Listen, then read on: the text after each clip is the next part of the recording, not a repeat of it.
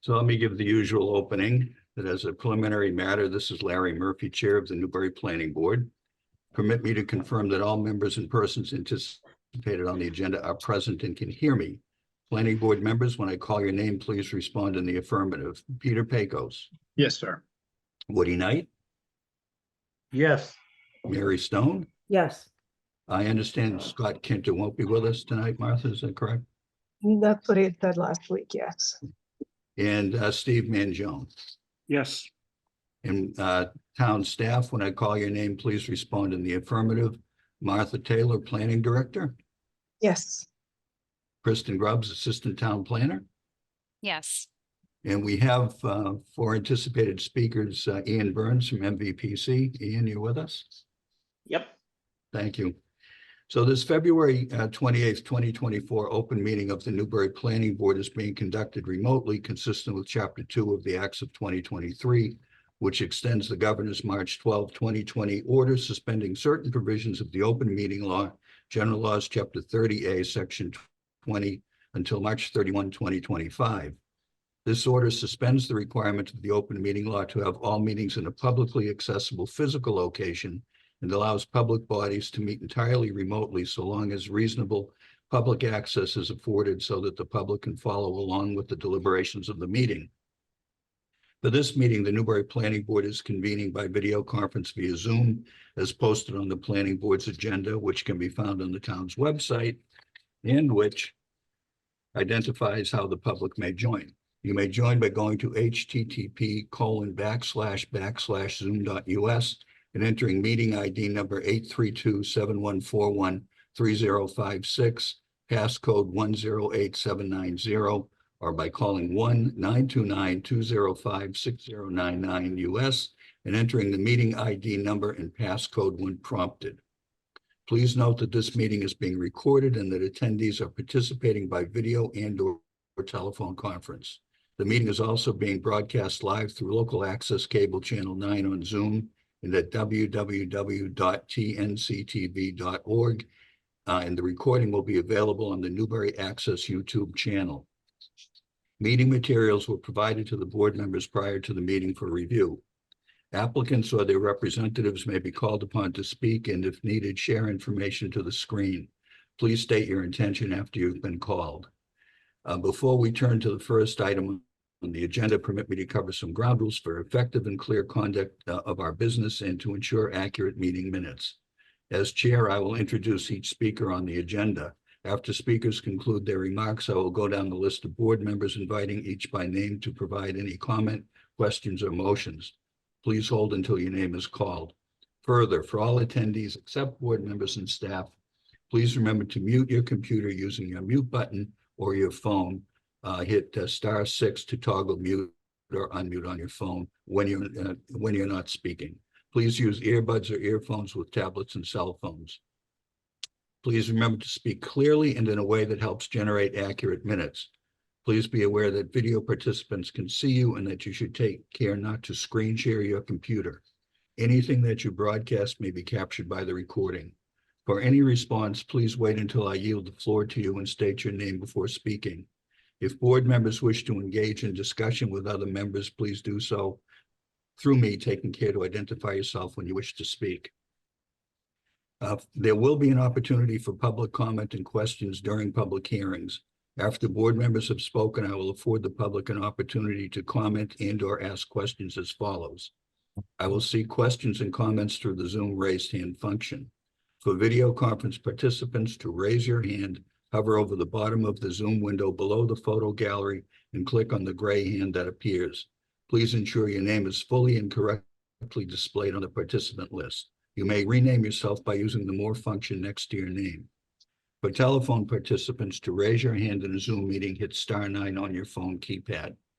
I will then allow questions and comments from members of the public who have raised their hands in the order in which they're listed, which is determined by the order in which people click on the raised hand function.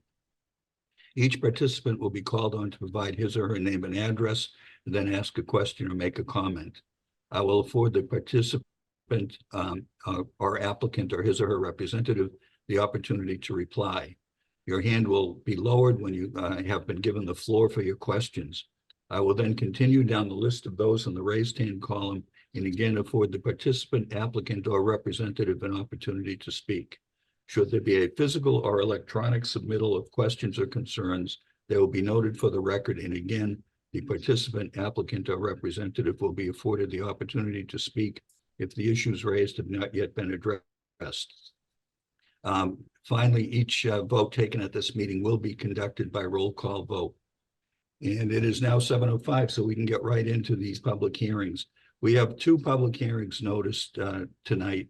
One for the proposed NBTA Communities Multifamily Overlay District, and the other for the proposed amendment to the wireless communications facilities, addition of parcels to the wireless communications tower district. I'm going to open both hearings, but we'll take each hearing separately for discussion. So let me read the first from the agenda. The proposed new MBTA Communities Multifamily Overlay District. Amendment to Article 4, Regulations of Overlay Districts, to add a new bylaw, Section 97-4G, MBTA Communities Multifamily Overlay District, or MCMOD, to allow multifamily housing as a right in this overlay district in accordance with Section 3A of the Zoning Act, Massachusetts General Laws, Chapter 40A, and related amendment to Attachment 1, Zoning Overlay and Resource Districts Map, to show the proposed MBTA Communities Multifamily Overlay District, or MCMOD.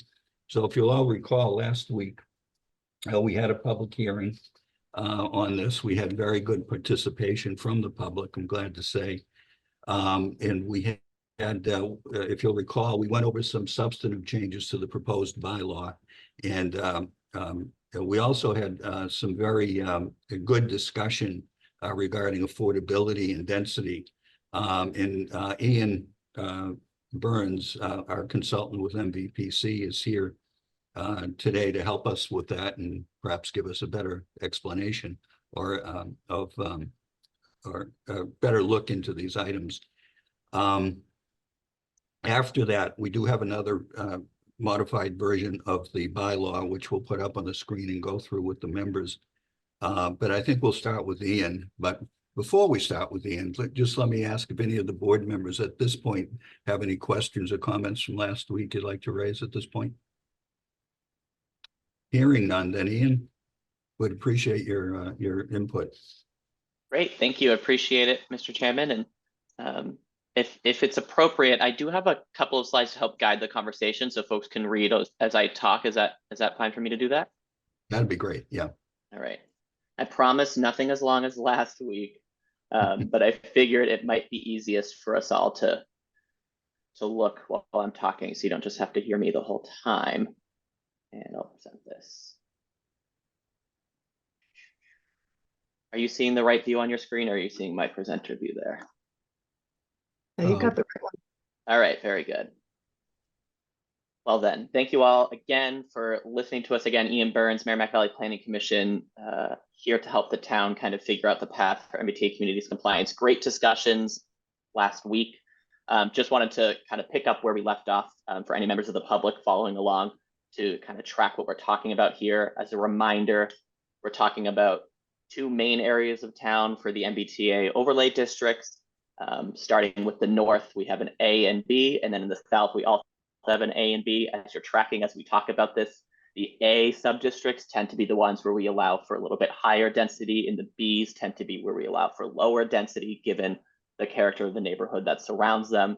So hoping that folks can track that as we move forward. So again, Newbury North, you have Route 1 below A there, and then you have Newbury Elementary School right next to B. These are right near the Newburyport commuter rail station. And then in the south, as a refresher, we have A off of Kent Way, where Town Hall is, and then B over off of Central Street, down in the south area near Byfield of town. And as we discussed last week, these are the dimensional requirements that are currently proposed in the bylaw and the draft.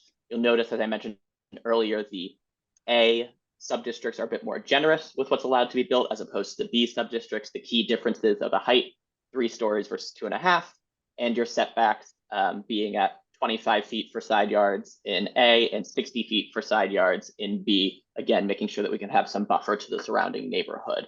I'm not going to detail all this because we talked about it last week. I'm going to hop right into some of the public comments and answer some questions there. So a couple things, just what you mentioned, Mr. Chairman, the affordability requirements and questions about density and unit capacity in these districts were kind of key themes that came up. So I'll start with what I think is the easier one to tackle, although admittedly none of these topics are easy, the affordability requirements. So as a refresher for folks, as a part of this bylaw, we're talking about requiring 10% of any development that contains 10 units or more to be affordable units. So anytime we reach 10 units and above that, 10% of the units in the development have to be designated affordable. Now, to kind of dig into what that math means, the 10% calculation may often result in a fraction of a unit because you don't always have perfect developments being 10 units, 20 units, 30 units. So some of the questions about this, how do we round and what happens if there's a fraction there? We round up or down really just to the nearest whole number. So as an example, if you have a 15 unit development, that equates to 1.5 units being affordable. So then we round up in that case to 2 units being required in a 15 unit development. Then if you had an example of a 33 unit development, that means you equate to 3.3 units required to be affordable. In that case, we round down to 3 units being affordable. So that's kind of where that splits typical rounding, where 0.5 and above, we round up, and anything below 0.5, you're rounding down. Per the 3A regulations, we can't require more than 10% affordability unless the town chooses to procure an independent consultant to produce what's called an economic feasibility analysis. And that EFA, as we call it, has to prove that it's feasible economically for developers to produce a higher percentage of affordable units. That's an option if the town wants to take that route. You may be pressed for time to be able to produce that economic feasibility analysis, but that is why we have set it at 10% as of right now, because otherwise you'd have to go through this process with an outside consultant to prove the economic feasibility. Another option, hearing the feedback, a lot of concerns and questions folks had, I think, was about, is this enough affordability for our town? I think it's always a good question to have because there is certainly a dearth of affordable units in the community and in the region. So one of the things that we've been talking about as an option is maybe pursuing that question separately from MBTA communities compliance. And so the town, in my understanding, there has been some conversations potentially about inclusionary zoning, which is a town-wide affordability requirement. So one of the approaches the board may want to take, instead of putting all of the affordability that we want in these districts, is maybe over the next year assessing the possibility of inclusionary zoning townwide and getting some more affordability that way. That way we're not trying to make everything fit into this one bylaw here. So that's kind of based off the feedback that we heard, a few points that I thought I'd make here today on the affordability piece. So happy to hear feedback or answer questions from the board based off of this.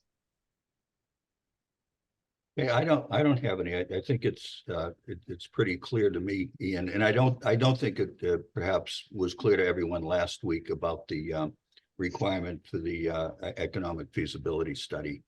And I think you've cleared that up nicely. Thank you. Do any of the other board members have any questions for Ian at this point? And we'll open it to the public too when Ian finishes his presentation. Sure. All right, I'll go to the next piece. That's we're starting off relatively easy, I hope. And I'm going to talk a bit about density because we've had some questions about this and kind of how this equates to unit numbers in the zoning districts. Before I talk about that in my next slide and some of the suggestions based off the questions, I wanted to take a moment to talk about how we arrive at some of the numbers we're talking about here.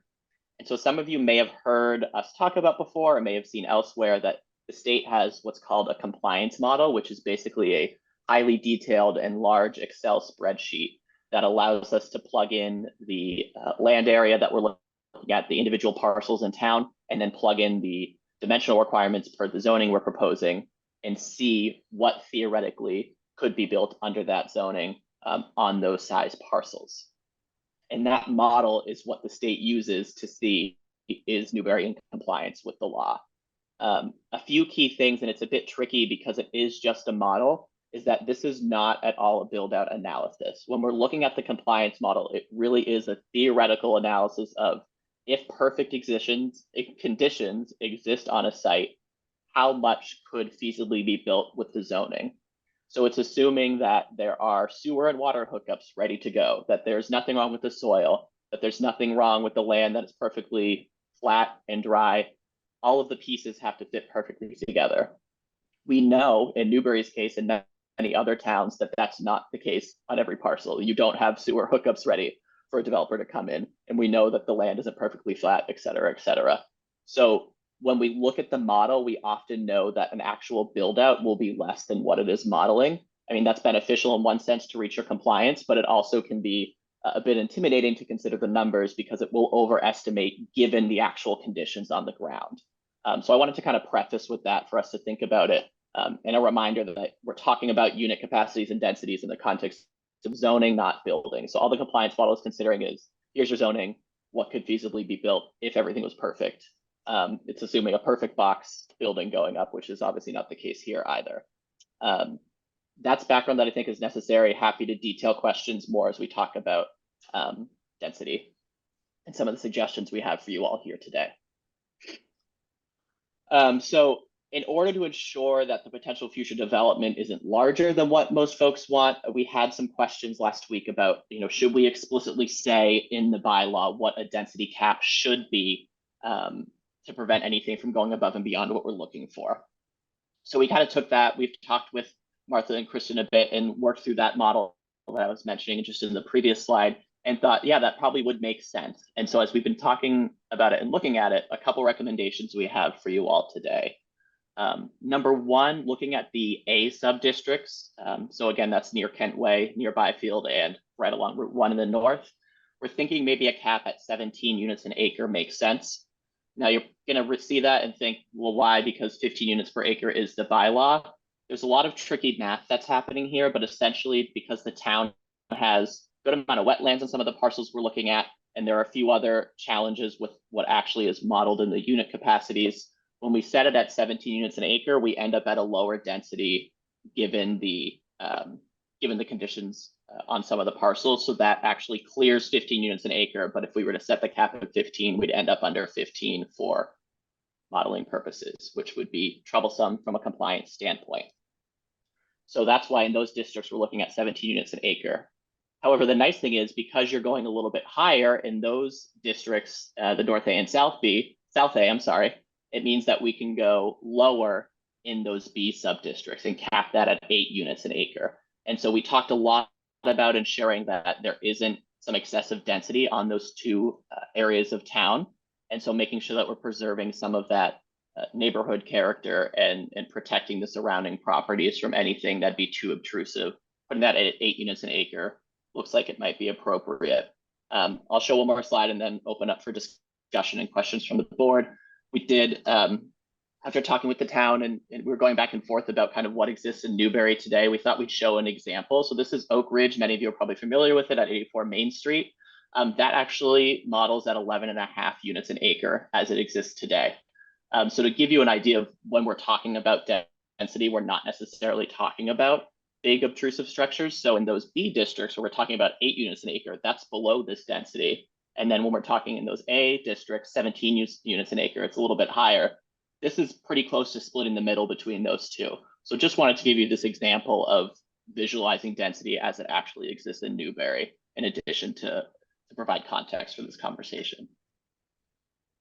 I'm going to pause there and see if I can answer questions or get some feedback from the board about what we're thinking in terms of density caps. So Ian, if you'll permit me just to express it in my layman's terms, the compliance model, the state compliance model is essentially looking at these parcels from about 10,000 feet. They're not really looking at the specifics of the way a builder might look, for example, at the parcels. Exactly. Yeah, and the reason we can get away with 8 units in the B districts is because it just needs to average out town-wide to 15 units per acre. Do I have that correct? Yeah, your A districts are compliant, and so that's why you're allowed to go a bit lower with your B districts. Okay. Thanks, Ian. Let me turn to the board members and You see if they have any questions for Ian. No, not hearing any. Martha, what about the public? Do we have any raised hands? Jack Rybicki has raised his hand. Okay, go ahead, Jack. Good evening, Larry. Jack Rybicki, Larkin Road in Byfield. Hi, Ian. Thanks for everybody's hard work on the reworks here. I just want to clarify a little bit what Larry just said. Once we achieve compliance to the 154 units, which is done in the North A and North B, sub-district North, the sub-district B North B and South B, you have at 8. It could actually be arbitrarily. You could have it as 2 if we were so inclined, because the compliance is already achieved in another area. Is that a fair statement? Yes, that's correct. Go ahead, I'll let you finish. I just wanted that clarification, and I appreciate the recognition of the impacts that would have in other areas of town, and the recognition of that in the B sub-districts that you've done here. I just wanted to clarify for myself that it's achieving the 154 allows the flexibility in the other zones, which you've demonstrated here with the capping at 8. And I very much appreciate that clarification. Yeah, and we've talked about, how low would be appropriate, and certainly that's worth discussing too. About, like you said, it's arbitrary. You could do a different density there, and trying to split the middle here, where we know how can we address some of Newbury's potential needs, and seeing where that moderate density could fit well. Again, looking at what exists in town today, and can we try and mirror that in some other areas where it might be appropriate. So that's kind of how we ended up at that 8 as well. Appreciate the forethought and not arbitrary and capricious numbers arrived at. I appreciate that, Ian. Thank you. Sure, thank you so much. Yeah, that it occurs to me that, well, I'm speaking purely for myself now. And I think I think the board members would agree with me that we're not here trying to just reach bare minimum compliance with the state statute. My guess is, Ian, if these all 4 of these parcels were built to some extent, would probably exceed the 154 or so units, which I don't think is a bad thing. I think we need this type of housing in town. I know a lot of communities are pushing back against the state because they find it distasteful that the state is forcing this zoning on us. But at the same time, I don't think we should lose sight of the fact that we do need the housing, and it's a good idea. And we want people that we depend on, like teachers and first responders, especially if they're starting out in life. We want them to be able to live in Newbury, and likewise at the other end of the age spectrum. We have I don't know, Ian, is it correct about 1/3 of the population of Newbury is 65 and older? Certainly up there, yeah. Yeah, and folks like that who might want to downsize, but stay in town, don't have any options. They either have to stay in their 3 or 4 bedroom home or move out of town. So there is a real need for this housing. And I'll stop making a speech now and ask if any of the members have anything they'd like to add, or ask Ian. Larry, I'd like to ask Ian if it may have been presented before. However, are there projections about the population growth, the projected number of people coming to this area, as best you can determine? And it's gone up a great deal. We have 3 sections of Newbury. All of them have a different level of interest, let's say. So do we know in the next 5 years, let's say, how many people we expect to move into this area? Yeah, we do have population projections available by town and for the whole region as well. I'll say those population projections are based off of historic trends and then current birth, death, and immigration rates, domestic immigration mostly. And so if there are changes, that projection could change. So it's based off of looking like, let's see the past 10 years, if our trends hold, where are we going to end up? In a community like Newbury, we're starting to see that population plateau and even dip long term. And when I say long term, I mean over the next 30 years. In the Merrimack Valley region as a whole, we're growing. When I say Merrimack Valley, it's pretty much from Lawrence to the coast of Newburyport that we oversee. The region as a whole, though, is growing, and that's unique to the state as a whole. Only really Eastern Massachusetts is growing. Once you get outside of Eastern Massachusetts, you're not seeing that population growth.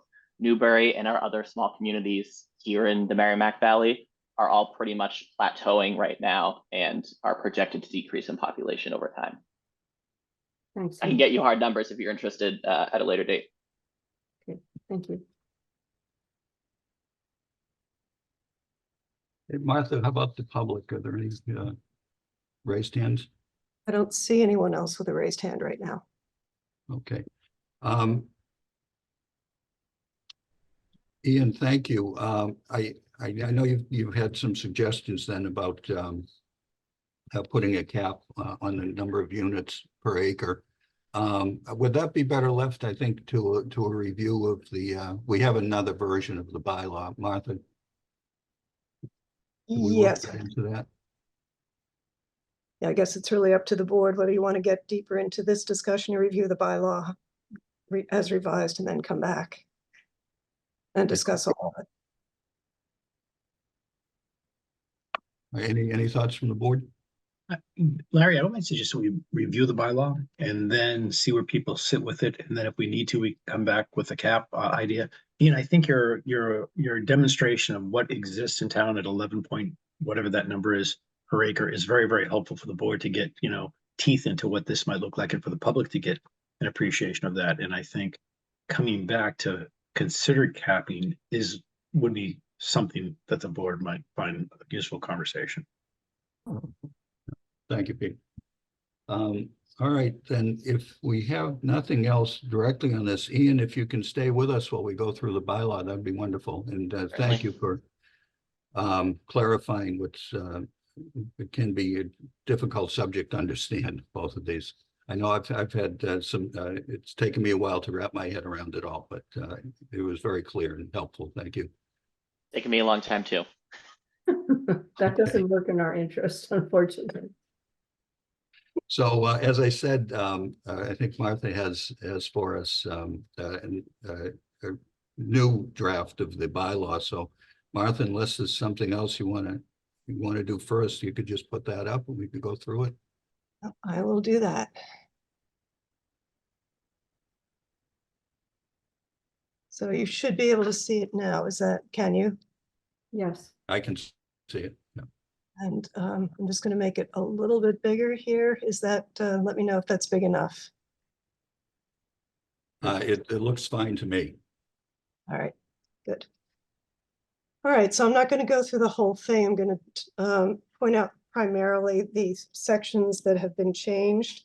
Some of the more sort of administrative or Scrivener's changes that we had redlined last time, we've just accepted those changes into this draft. So these are really the new things or things that have been reworked a little bit.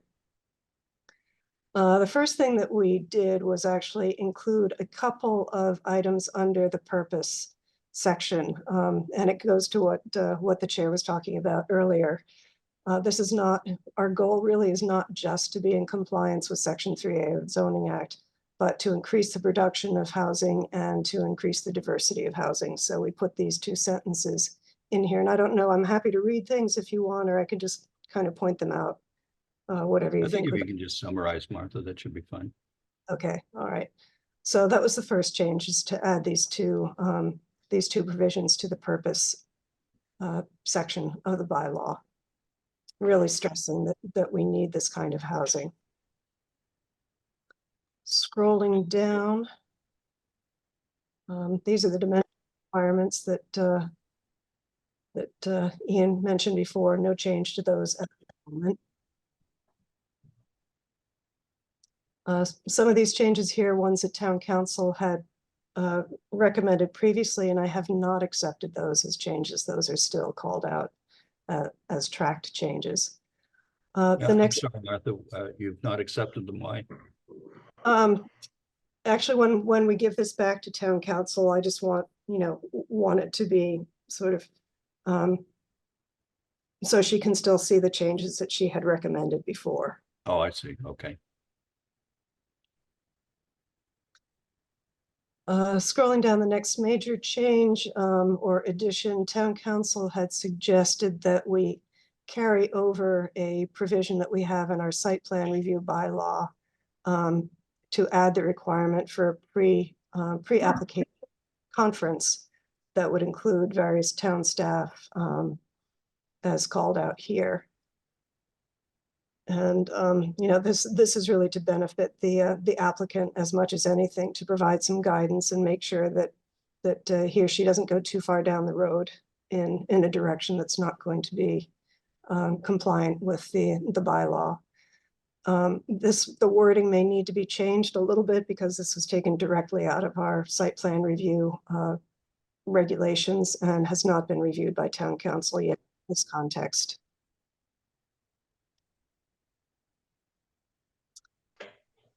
Further down, under design standards and guidelines, first of all, kind of a general comment, we're still using a little bit interchangeably the words criteria and standards, and I'd like to get some guidance from town council on that. So you'll see both of those terms used here. She had recommended criteria in her red lines here. This first provision is one that had been taken out previously in the draft that was advertised. And I've just flagged it to see if it's something that council would recommend that we keep in. I think she basically has that language with her changes in the second provision here, but I just want to review that with her. Going down, I'm not sure. There we go. This one again is one that she had added last time, so I've kept that standing out as being flagged. There were a couple of wordsmithing things that we had done here, so to say that the board determines, it said may determine previously. And we've added a couple of provisions under the open space and landscaping and retitled it to be site design, open space, and landscaping. So scrolling down, we had noted before that planting should be native species, but included some language here that anything that's on the Massachusetts prohibited plant list, as may be amended, is prohibited. And then in terms of lighting, that's always a big discussion for us in any site plan review project. So we've included language here about the light levels not exceeding guidelines that are established by the IESNA, and reducing spillover and sky glow. And we also included a provision that the color temperature shall not exceed 3000 K. And as you recall, we've had a lot of discussion about that on some other projects. Provision 9, we had previously stated impervious surfaces should be minimized, and we've just kind of clarified that. It's saying parking and circulation shall be organized to minimize the amount of impervious surface. Other changes really involve changing the word should to shall to make it clear that these are standards that need to be met as opposed to kind of discretionary. So you'll see that coming through, and that included a little wordsmithing on some of these provisions. I think this is one from before that is still flagged, that town council had made. One that we clarified a little bit more because it could be open to a lot of interpretation is the one about pitch roofs, just adding that a pitch between 5/12 and 12/12, so that there's no question. And again, all of these things, because of the waiver provision that town council has added, there is flexibility for the applicant and for the board. If a project, if an applicant proposes something different related to, site-specific conditions and location. We eliminated the second provision here about not allowing vinyl and plastic synthetic siding just because the materials that are preferred or shall be used have been explicitly called out in the first provision here. The resource efficiency section has been rewritten completely just to kind of tighten it up and make it a little bit clearer, but the goal is the same to, really focus on building orientation, providing facilities for electric vehicle charging stations, minimizing water demand, LED and dark sky compliant light fixtures. Scrolling down to the decision section, this was all language that town council had added previously. The one thing that we're still, I think she has recommended that we put in a time frame for time for action by the planning board. And so in the sample zoning, there's some language about 6 months. And so I've put that number in here.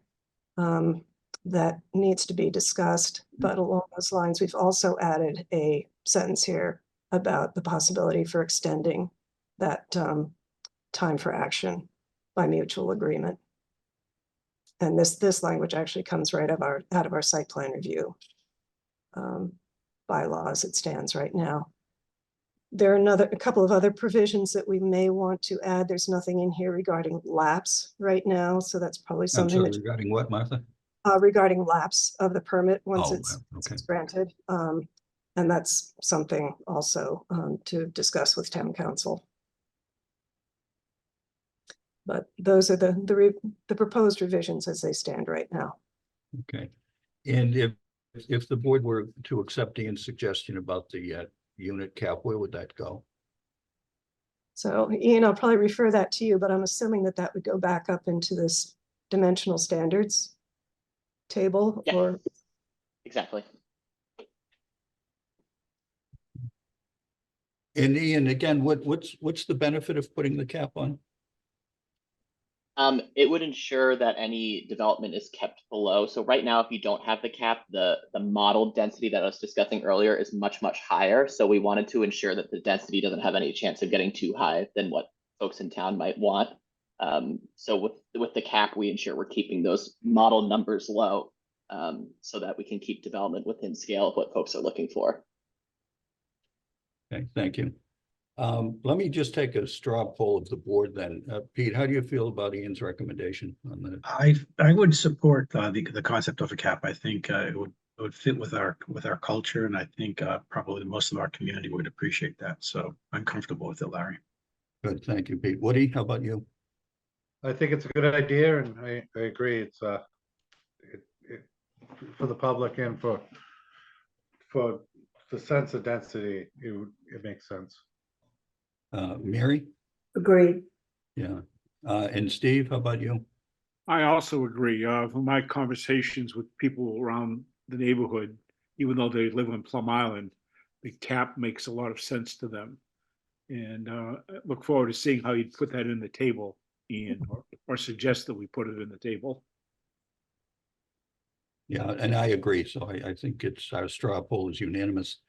Now, any other questions from the board members regarding what Martha's presented or? I mean, we'll be looking at this again at our next meeting, obviously, once town council has had an opportunity to review it. Pete, any further questions? No, I appreciated the comments and kind of the greater clarification between the criteria standards. So I think that's helpful in the clearing up the shallows. Good, thank you. Woody, anything? No, I'm good with it. And Mary All set, good with it. and Steve, any further comments? No, I'm okay with it. I actually will just look forward to discussion down the road about what it means to be shall. As an old bureaucrat, shall in a regulation, or in this case, a bylaw, has a lot of, it's a very significant word. And does it overly bind one? But I'll let or ask that, the planning board and our attorney sort that out. Yeah, well, your point's well taken, yeah. Martha, how about members of the public? Do we have any raised hands? I'm not seeing any, but I'm going to stop the share if that's okay. That's fine. If no raised hands, Martha, any written comments? No, we haven't received any new written comments about the MBTA. Okay. So I think the next steps, if we have no further comments today, we're going to have another draft to review, probably at our next meeting, Martha, correct? That's correct. So what we'll do is send this off to town council. And before we do that, one question, would you like us to put the cap in there in this dimensional standard so that that's something that she also takes a look at? Yeah, I'd suggest that, given that the Okay. board's in favor of it, sure. All right. Right, so we'll work with Ian to get that done. My goal would be to send it to her tomorrow so that we can get comments back by the beginning of next week and have her draft as reviewed and annotated, ready for the board to see next Wednesday.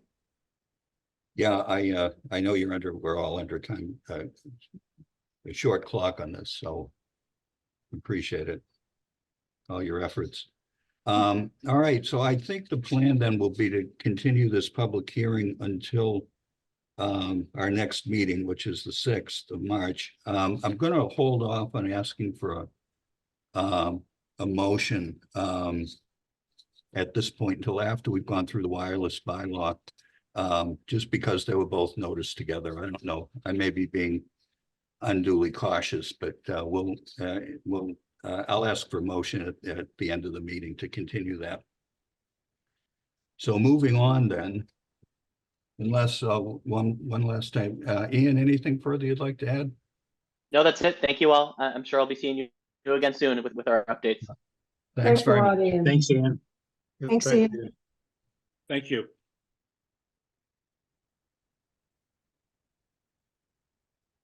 All right, so our next hearing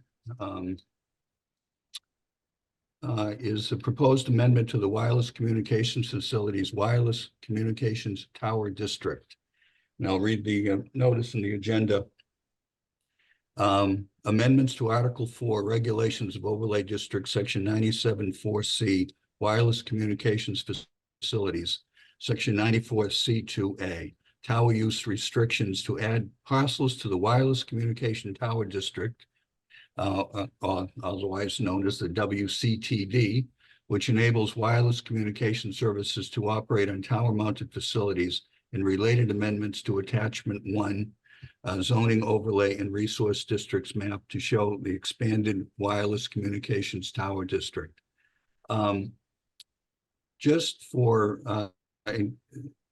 anyone who might not have been watching at the earlier public session of the public hearing, the bylaw proposes to add 3 parcels to our wireless communications bylaw to permit towers to enhance wireless coverage to underserved areas of town. And these are the DPW facility at 197 High Road, which is a parcel of 1.6 acres. And that's to service the High Road area. There's a deficiency in service there, roughly south from Tendergrop to the south along High Road. Then there's the Triton campus at 112 Elm Street, which is a 98-acre parcel, and the Triton lot at 145 Elm Street, which is a 33-acre parcel, where the Triton's septic system is actually, and those to enhance service in Byfield. After the last meeting, it occurred to me that it might call for a more clarification of what it actually means if this bylaw should pass in terms of whether or not towers would be permitted. Passage would not automatically permit towers to be erected as of right without oversight or safeguards.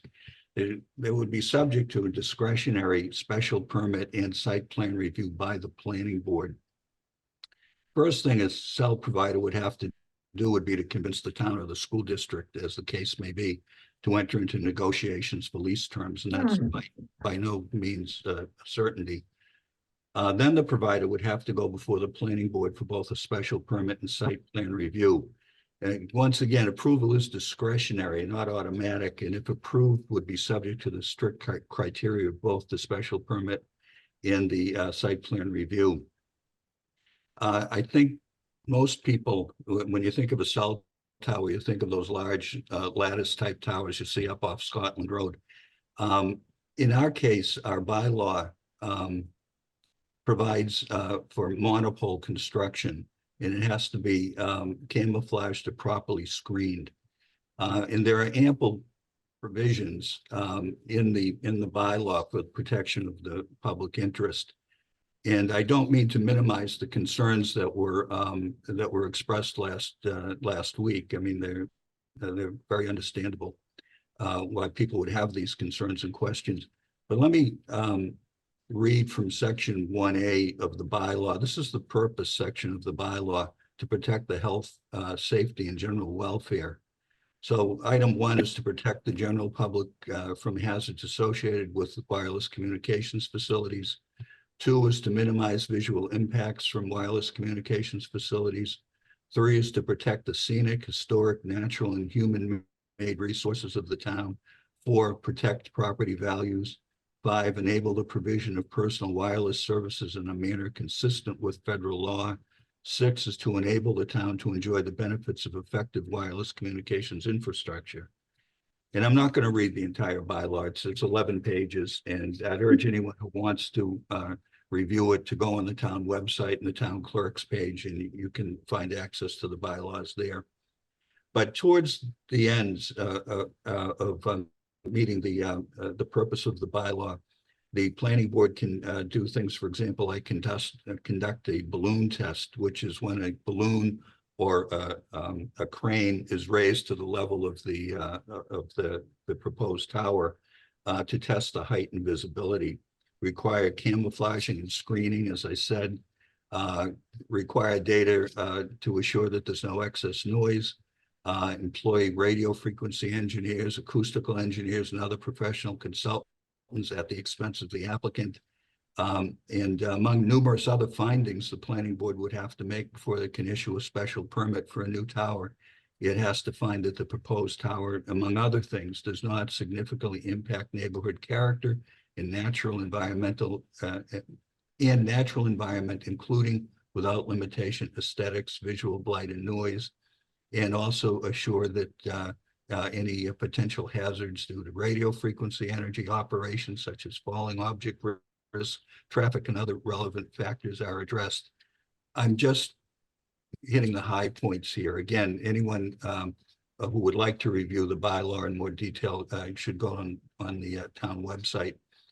And for the last week or so, we've had the isotope study from 2022. That's our consultant who recommended sites for future towers to address the deficiencies. So again, once again, I'm not trying to minimize the concerns that folks expressed and may continue to express. But I did want to make sure everyone understood that this is far from a matter of the right to raise a tower, that there are a lot of safeguards. That said, let me turn to the bylaw, excuse me, to the board members and ask if they have any questions or comments from our last meeting. Would you like to share? Sure, Larry. I think Yeah. you did a great summary there. There are a number of steps that have to occur in the public format if an applicant were to come before for such a permit, and understanding also the design of what we would be allowing is very different than what I think conceptually people have with regards to what the cell tower technology is today or what the cell tower technology might be in the future. We rely heavily on this type of technology. We have significant areas of deficit within our communities, and we're just trying to continue with public safety issues being addressed, as well as folks' lifestyles as they've changed. So we're trying to do the balancing act between all those aspects and taking into account what we have in our for service in our service area. So I think it's an important conversation. And I think your summary was great. Thanks. Thank you, Pete. Um, What do you? Larry, Oh, oh, sorry, we're going Oh, in. no, that's all right, Sorry, Mary, go I ahead. didn't know that, I'm sorry. Go ahead, Woody. what do I you? agree with, I agree with both Larry and Peter, and I have no other comments. Thank you, Woody. Mary, I'm sorry, go ahead. Okay. Yes, listen, I wish that some of these issues had been, that Larry just proposed, had, from the bylaw, had been presented as the headline of this whole issue for the town. Because what I heard was a lot of fear, and the fear is based on the unknown. They don't know what to expect, the comments I heard, and I think this probably is a very general opinion in the town. So Larry, thank you. That was the headline. And let's keep that in mind as we go ahead to let people know this ain't gonna happen without a lot of steps. And we care about safety and how this looks. Technology has changed, as Pete said. We need to make those points, I believe, up front to make people feel safe. Thank you, Mary. Steve, anything you'd like to add? Yeah, just one thing that I remember hearing through the rumor mill. Unfortunately, my go-to tech guy isn't around here anymore. But I seem to recall that with new networks on cell towers that are 5G, using that as a standard, there can be transmission issues where blockages could occur. And where that leads me down the path is that we'll be paying careful attention to how high a tower would need to be in order to address the blackout zones that we are experiencing in the town. You know, the reach may not be able to go around the proverbial corner or behind the tree, as the case may be. Now, again, I don't mean to cause undue alarm, but I'm just saying that's one of the things we'll be wrestling with from what I understand about 5G technology, and who knows what else is coming. Right. Yeah, well, I think that's a valid point, Steve, and you know, technology seems to be changing constantly, and you know, that's why any proposal would have to be so carefully vetted. Agreed. Thank you, Mr. Chairman. Thank you. I mean, just to add on to that, yes, absolutely, that would be part of the process to retain a consultant to do a full peer review of this, the technology. Yeah, I don't know if I mentioned it when I was going over the, I think I did, but for the provisions of the bylaw. But we do have the right to, the board would hire independent experts at the expense of the applicant in order to properly vet what they, you know, what is being proposed in any given case. Martha, do we have any written comments or hands raised? We have one written comment since the last session of the public hearing, and this was from Richard and Paula Piccolo at 92 Caldwell Farm Road. And would you like me to read it? It's not. So we strongly urge the planning board to remove the southern parcel at Elm Street from the wireless zoning amendment. As mentioned by the comments at the board meeting, this parcel is certainly not a suitable choice. A wireless tower, no matter how tall, will require an access road. This road will upset the parcel's natural state that encompasses all sorts of wildlife and wetlands. Beyond the aesthetic issue, there is no comfort to fall back on the special permit process to stop an undesirable result in the first place. Lastly, from towers we have seen in other towns that are in the woods, such entities attract teenagers and graffiti sprayers and can impose an undesirable effect on the neighbors. As mentioned in the meeting, we believe that there are other suitable locations that can and will address the safety issue. And that's it. Thank you, Martha. And it looks like we have a couple of hands raised. Yeah, I believe Mary Anastasio is first. All right, Mary, if you would state your name and address, please. And you're muted, Mary.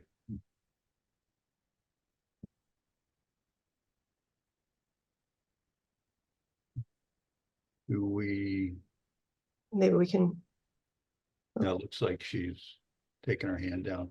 Right, so Brett Alger was next. All right. Brett, you can go ahead if you could state your name and address, please. Yeah, thank you. Brett Elger, 71 Pearson Drive.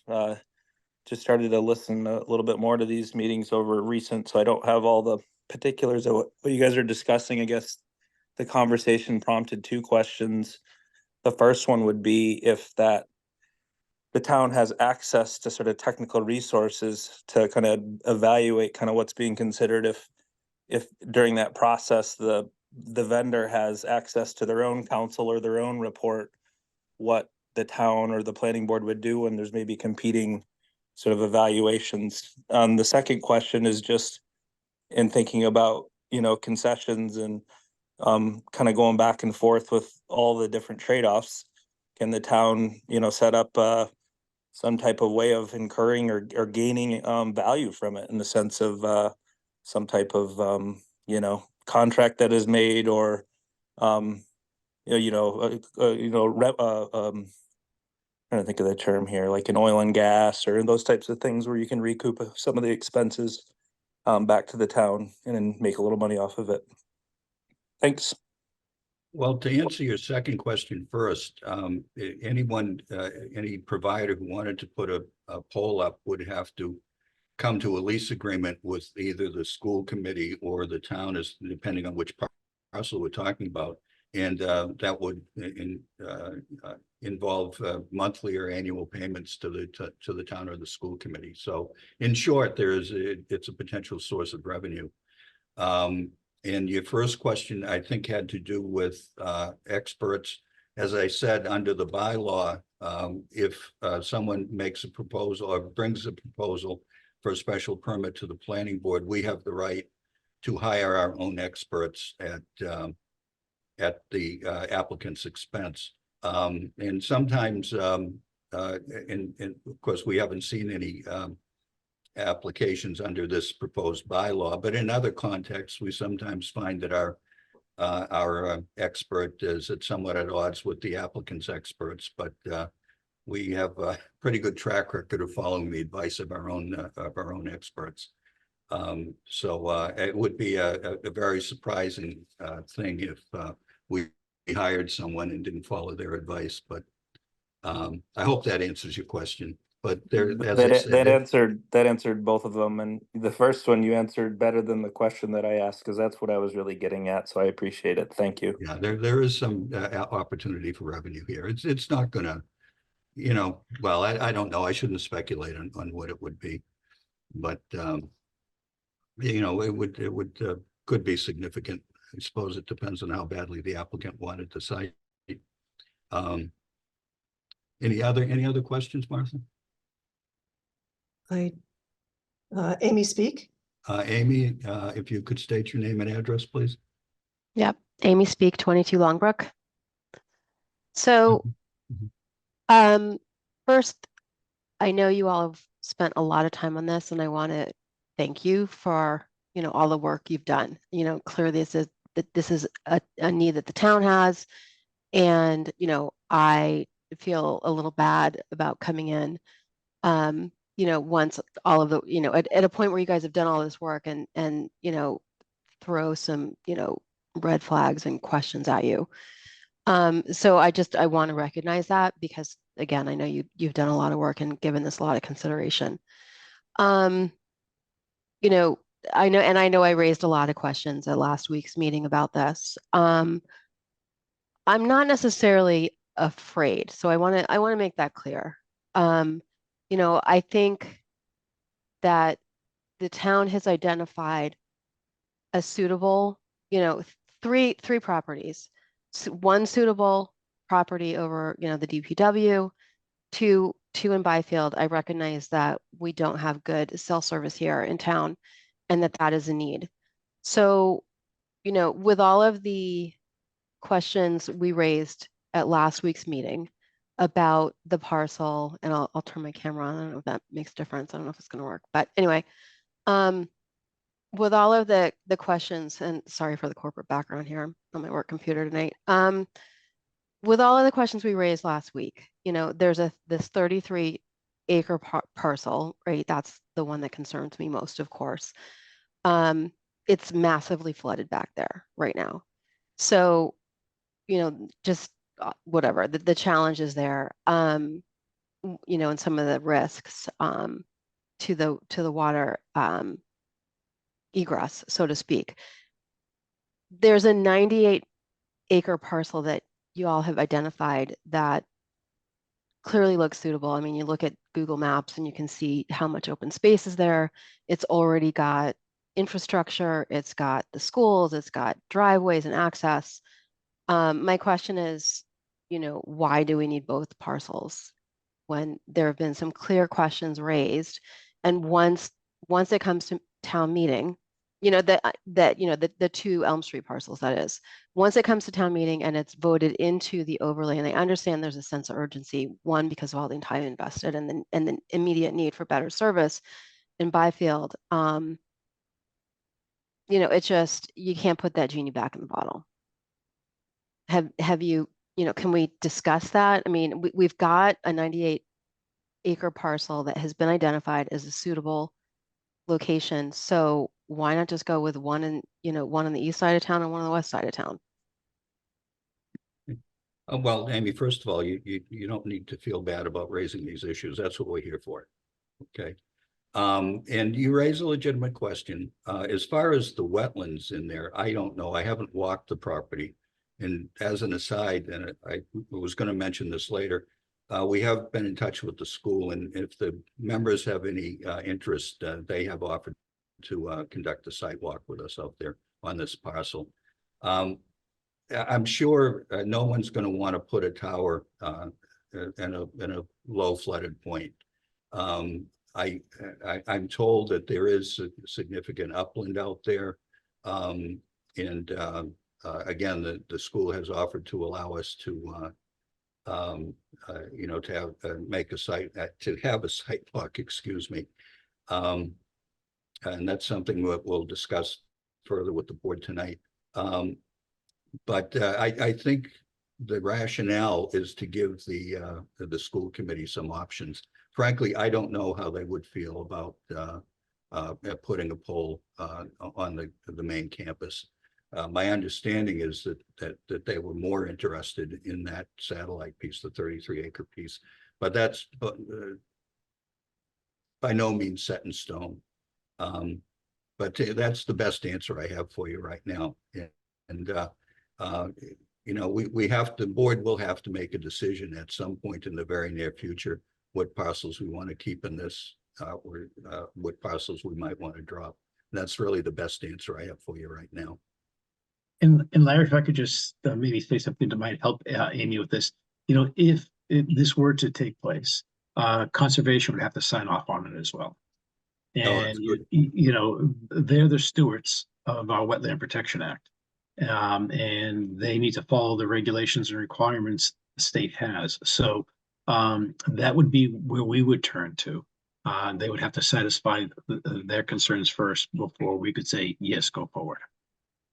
Yeah, I appreciate that. I would just also want to mention that, we, at least in this neighborhood, we've seen houses built where the conservation, I guess that what I'm, where they've been signed off, all the rules have been followed, and there were unexpected consequences.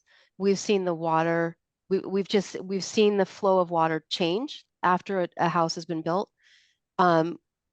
Unanticipated. You don't realize that there's water flowing underground and you build something there and it's changed the trajectory or the, how things flow.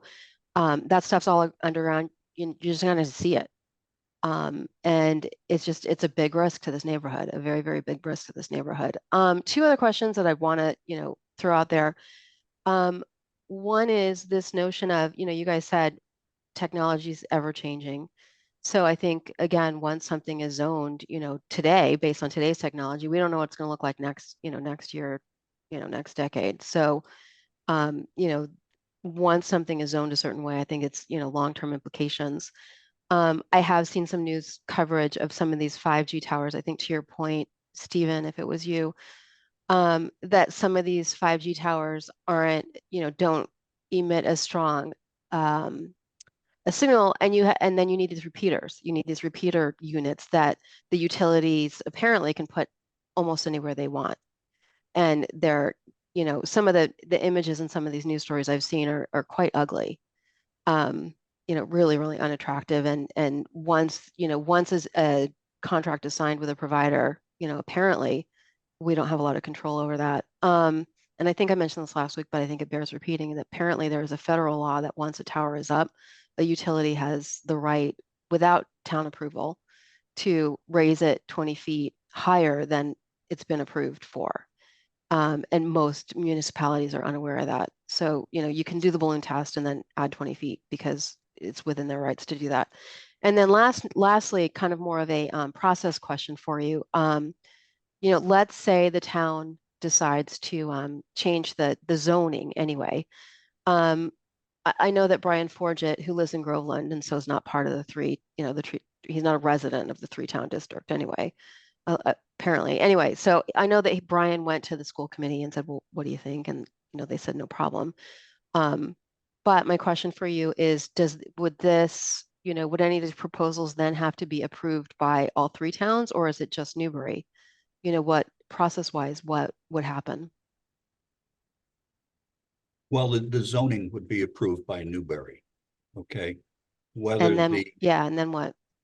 well, that would be a matter for the regional school district agreement as to whether or not the school committee could on its own enter into a lease of some portion of these properties for a cell phone. I can't imagine, frankly, but that they would have to get permission from all 3 towns to do it, because all 3 towns are represented on the school committee. But honestly, it would be an issue for the regional school district agreement. So I don't have a better answer for you than that. But it once again, it does kind of point to the idea that none of this is automatic. You know, that there are an awful lot of hoops that would have to be jumped through before you would say anything. But again, speaking for myself, I just feel that we have an ethical and moral obligation because of the public safety component to to having adequate cell service, that we at least have the obligation to put this before the town in some form. I'm not saying it necessarily has to be both of the Triton parcels, because I take your point earlier that you made earlier that you probably don't need both parcels to service the area in Byfield that's underserved, but having both parcels does give some options. You know, here's a thought. It might be worth, you know, given that this is it's the planning board's responsibility, you know, on the zoning, it might be worth having a clear picture, a clear understanding of what that regional school district agreement looks like.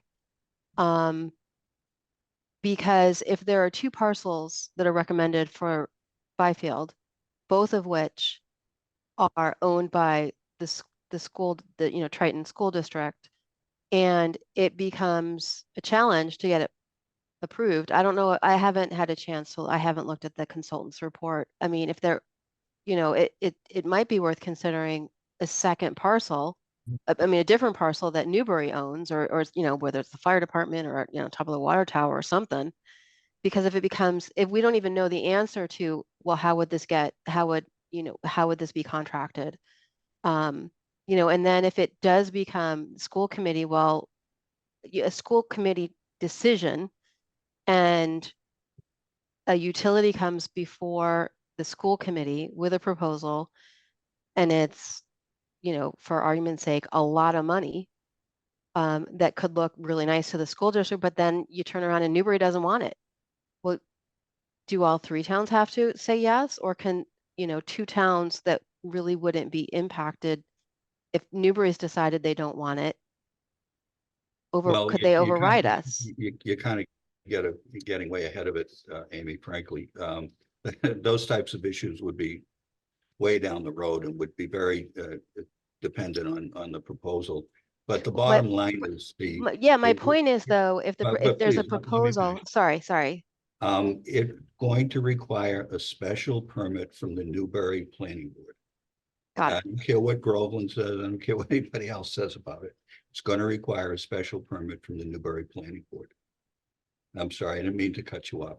No, no, Go that's ahead. fine. What I'm saying is if it's so, I'm actually playing devil's advocate a little bit here in that if the, to your earlier point is that, the safety, if this becomes mired up in the school district, the school committee can't make a decision or, proposal, somehow it's out of our hands. And we don't have a parcel that's owned by Newbury that has been included in the overlay. Just food for thought. All right, thank you. Thank you, Amy. I think Mary Anastasio has her hand up, Martha. Yes, she does. Hi, Mary? 17, Mary Anastasio, 17 Longbrook Road. I'm also a neighbor and only concerned about I'm going to call it the secondary Triton location. And I think that's probably the biggest element on at least what I'm hearing on my neighbors and echoing them as well. There's definitely concern. I don't think fear is the right word, but it's definitely concern over that parcel and that parcel alone. If there is a way to, I know that the terminology and Martha, you did a great job going through the bylaws, and it was quite an education for me on the other parts. But perhaps if that element or that particular parcel was not in play, obviously these types of concerns and discussion wouldn't really be occurring.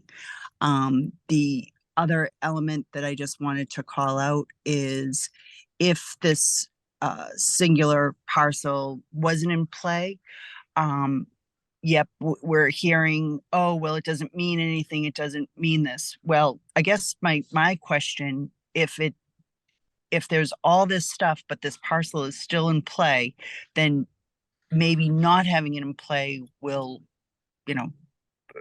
remove some of the concern from the abutters to that particular Elm Street property. That's I guess what I'm saying. Like we're not sure if there's going to be development or whatnot, then if we're not sure, maybe just remove it, and then at least the abutters on that Elm Street parcel wouldn't have objections to moving forward with the other properties that are outlined. So that's all that I had. Thanks, guys. Thank you, Mary. Thank you for all your help. Steve, I see your hand is raised. Yes, please. If I may add to what Pete said about the Conservation Commission being involved should wetlands be a concern. I've heard the septic system leach field being bandied about as something that might affect that parcel of land as well. And I suspect that if there were to be construction in that parcel where the leach field is, the Board of Health might want to be weighing in as well. Again, I'm not saying that's going to happen, but again, to try and allay some of the concerns that the abutters have, I think indeed there are many pieces to this wheel or spokes to the wheel that will be looked at down the road. Thank you. Thank you, Steve. Hey, Larry, Yes, if I could, I think, keeping our options open for to providing coverage are real important. And, Triton has 2 parcels and they might say, we don't want it on this parcel. We prefer it on that parcel. And to not have that parcel in play, to take it out of the equation, and then not have the ability to provide service to our community, I think we would be we'd be doing a disservice to our community. So I think keeping both parcels in the discussion, and then seeing how things play out and going through the appropriate processes and permitting, if it comes to that, if we have a vendor that wants to do that, then I think that's a safe direction for our town overall to explore. all right, thank you, Pete. Appreciate it. I don't see any other hands, Martha, do you? Yes, Derek Costello? Stella. Derek, if you could give us your name and address, please. Sure, Derek Costello, 4 Green Tree Lane. I appreciate everybody's comments.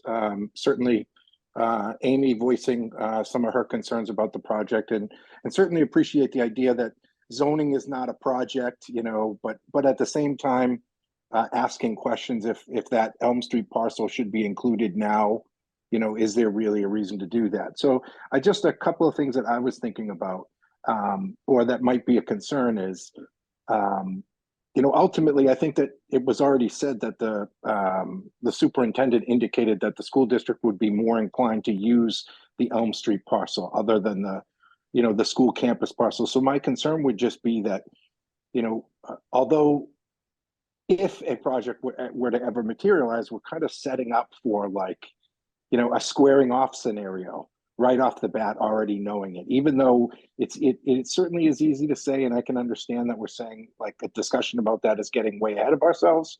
If we already know that that's been stated, it's kind of that's what we are potentially already looking at. And, Well, and Derek, the other question, let me interrupt you for just a second. I said that. Okay. It was just kind of the impression I was getting, but there's nothing official on that.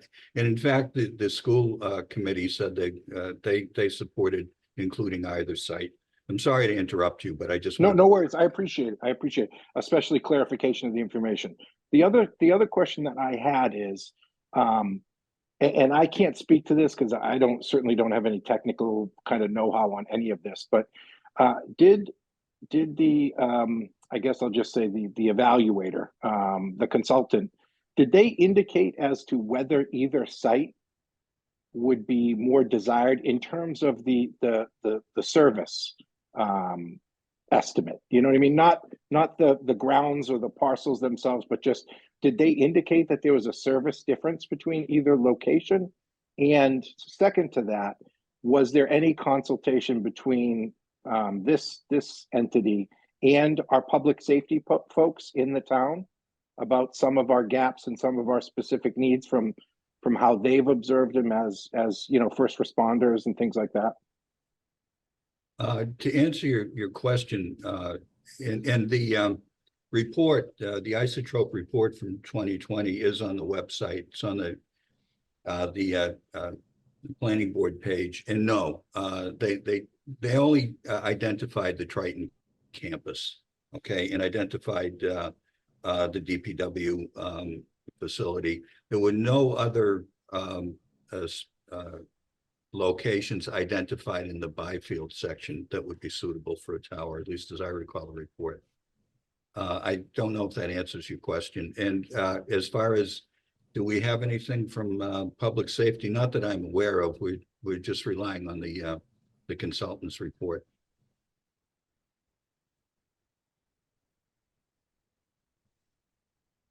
Okay, thank you. Does that answer your question, Derek? It does.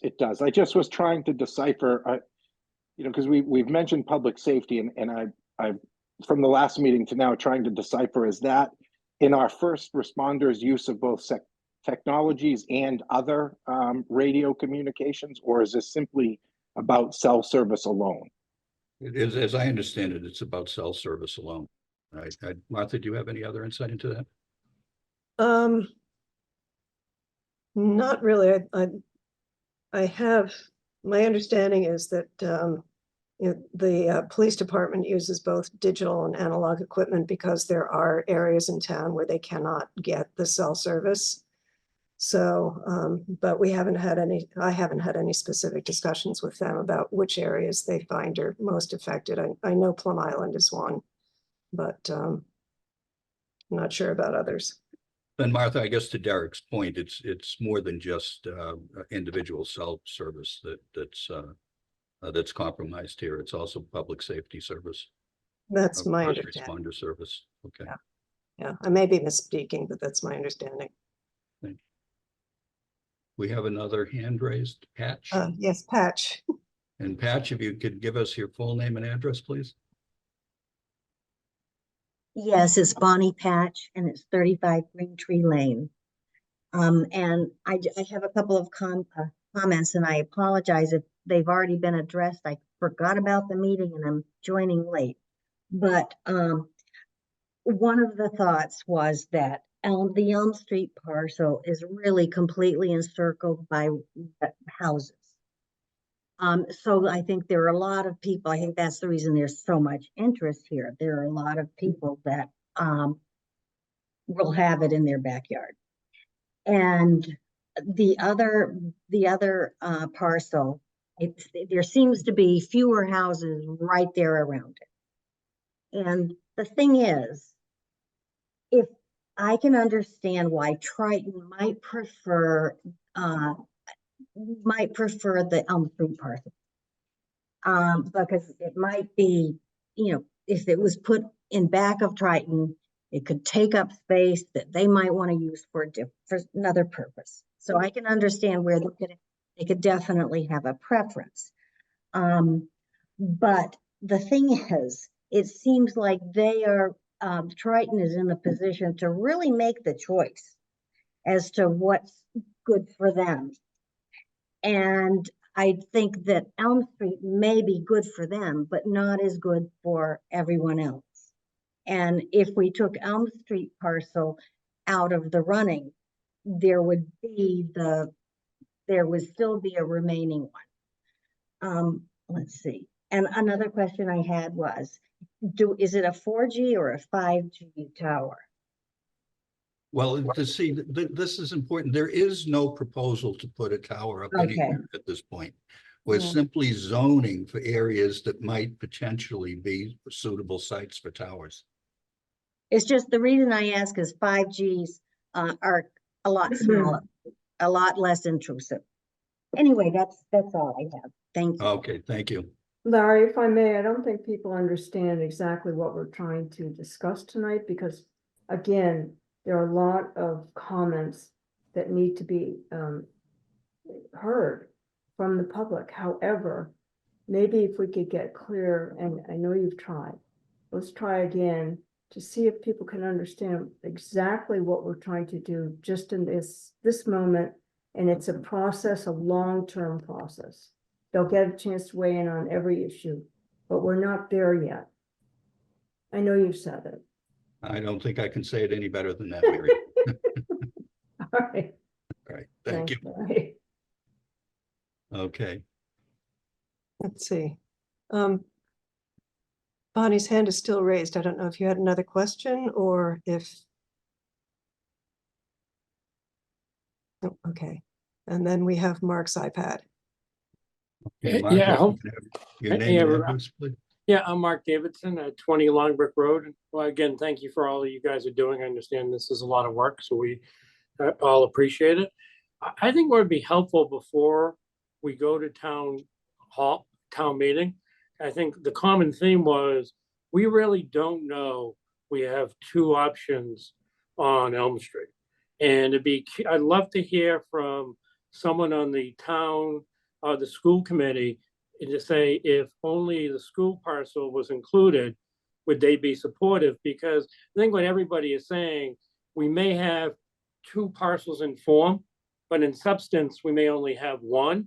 And if the school wouldn't be supportive, if this parcel was dropped, I think that's important to know, right? And they're not here, so we can't ask them, but I'd be curious if you would ask them, you know, and saying we're getting a lot of pushback, there's a lot of issues there, we may drop it, what their reaction would be.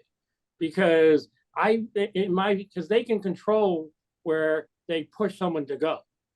And if they're really not that supportive, then I think we have to have, if anyone ever applies, because understanding this is really just by changing the zoning, you think it may solicit some of the wireless companies to approach the town on this, right? I think at a minimum, if anything wants to go on these, I think we have to see whatever the provider's really priority choice is, because if it can be pushed to where they don't want it, then we really have one option, not two.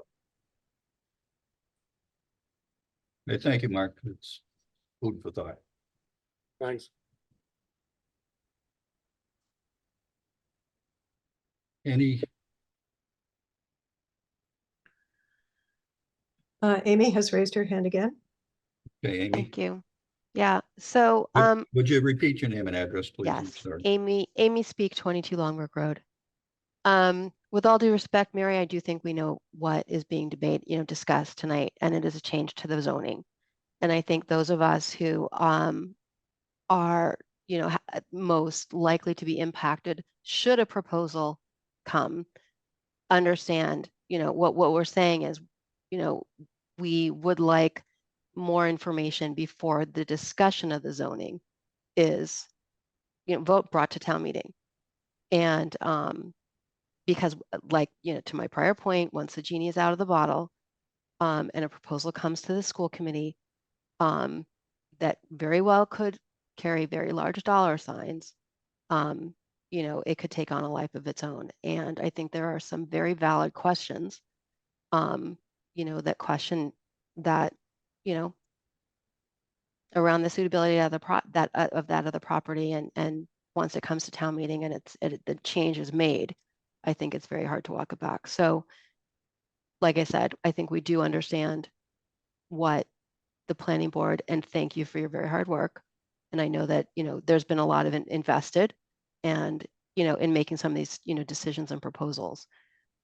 Your time, your blood, and your time equity and your sweat equity. So I respect that. I think that's what, I think we all understand that.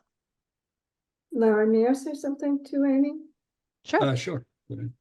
Amy, thanks a lot, and I hear you, and we want nothing more than to have the people in our town, come to a consensus that's going to make sense and give you all the room you need to think about it and to get information.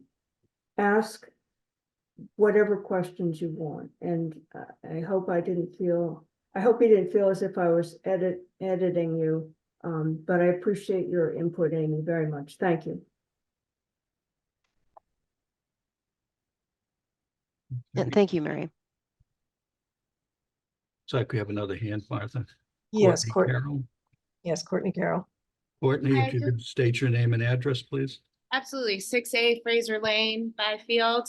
I just have a quick question, and I'm sorry if you said this at the beginning, balancing two children at home. You have to change the planning to allow for zoning for potential cell phone towers for safety, which is great. Do you have to propose multiple locations, or could that High Road property be the location you propose? The High Road would, according to our consultant's report, would service the dead area south along High Road. It wouldn't do anything for Byfield. We would need another tower over here. All right. Thank you. You're welcome. Any others, Martha? I don't see any hands. No, I don't see any. Anything further from the board members? Well, if there's nothing further, and Martha, I think we could just consider a motion to continue both of these public hearings till next Wednesday. Yes, yeah.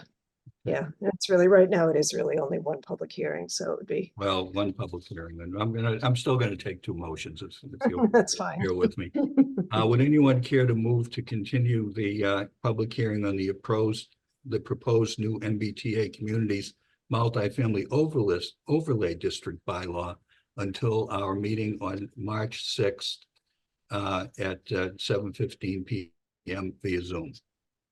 So moved. I have a motion. So moved. Thank you, Woody. Is there a second? Second. Thank you, Mary. Any discussion? Then Pete, how do you vote on the motion? Yeah. Woody, how do you vote on the motion? Yes. Mary, how do you vote on the motion? Yes. I vote yes as well.